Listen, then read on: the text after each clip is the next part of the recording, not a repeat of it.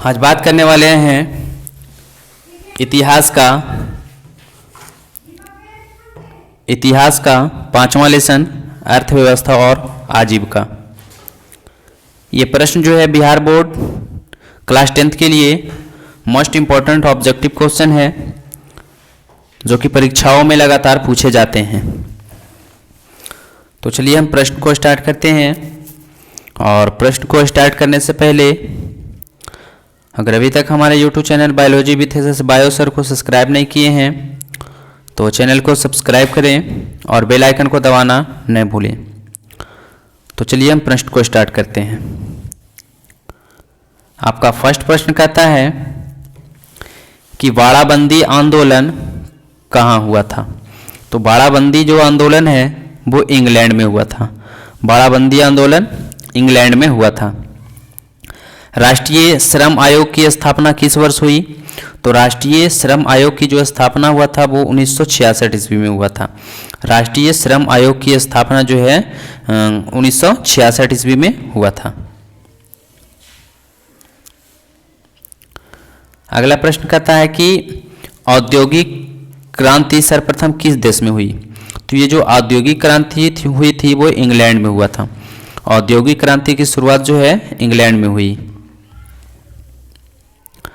Next प्रश्न कहता है कि भारत में पहला कपड़ा मिल जो कि बंबई में 1854 ईस्वी में स्थापित किया गया था, यह किसने खोली थी। तो ये भारत में जो पहली कपड़ा मिल मुंबई में जो कि 1854 ईस्वी में स्थापित किया गया था, ये जो है आपका कावस जी नानाजी दाभार ने खोले थे। कावस जी नानाजी दाभार ने खोले थे। नेक्स्ट कहता है कि वैज्ञानिक समाजवाद का प्रतिपादन किसने किया। तो वैज्ञानिक समाजवाद का जो प्रतिपादन है वो कार्ल मार्क्स ने किए थे। कार्ल मार्क्स ने।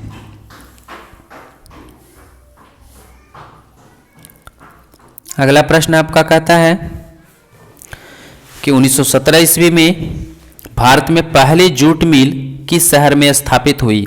तो 1917 ईस्वी भारत में पहली जो जूट मिल थी वो कोलकाता में स्थापित किया गया था।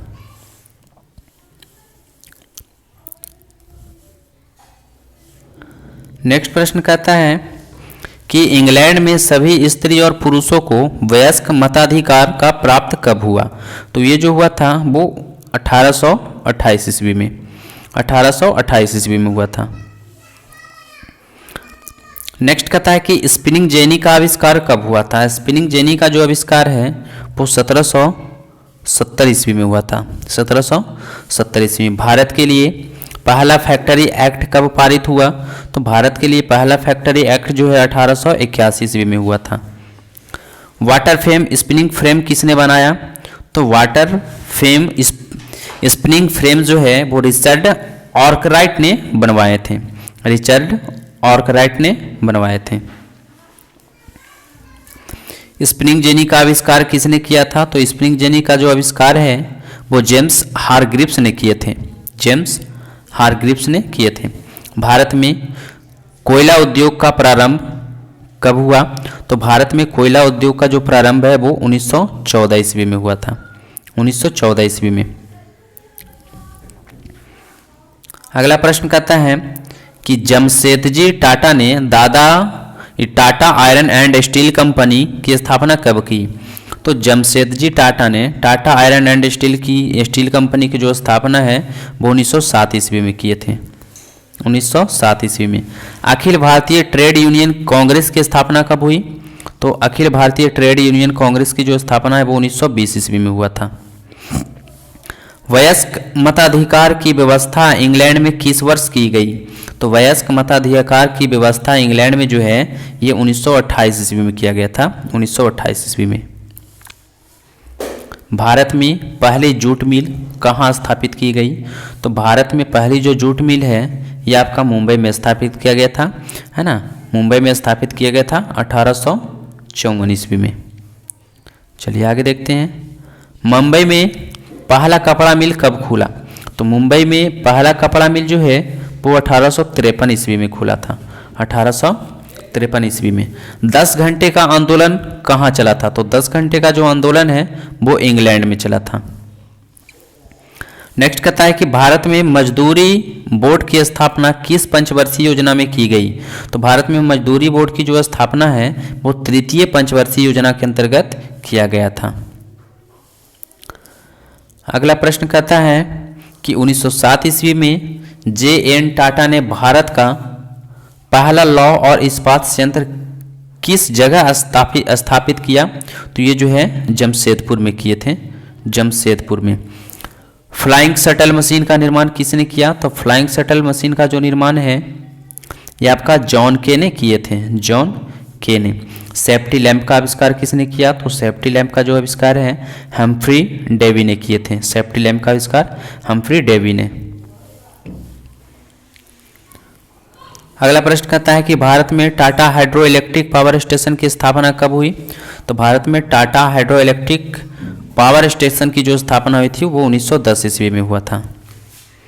इंग्लैंड में औद्योगिक क्रांति किस उद्योग से आरंभ हुई। तो औद्योगिक क्रांति जो है वस्त्र उद्योग से हुआ था, वस्त्र उद्योग से। कपास ओटने की मशीन किसने बनाई थी। कपास ओटने की मशीन जो है ये इली व्हिटनी ने बनवाई थी, इली व्हिटनी ने।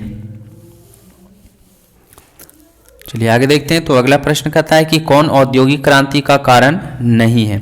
तो औद्योगिक क्रांति का जो कारण वो धर्म सुधार आंदोलन जो है औद्योगिक क्रांति का कारण नहीं था, धर्म सुधार आंदोलन। जल शक्ति से चलने वाले पावर लूम का निर्माण किसने किया था। तो जल शक्ति से चलने वाले पावर लूम का जो निर्माण है ये आपका एडमंड कॉर्टराइट ने किए थे, एडमंड कॉर्टराइट ने। 1928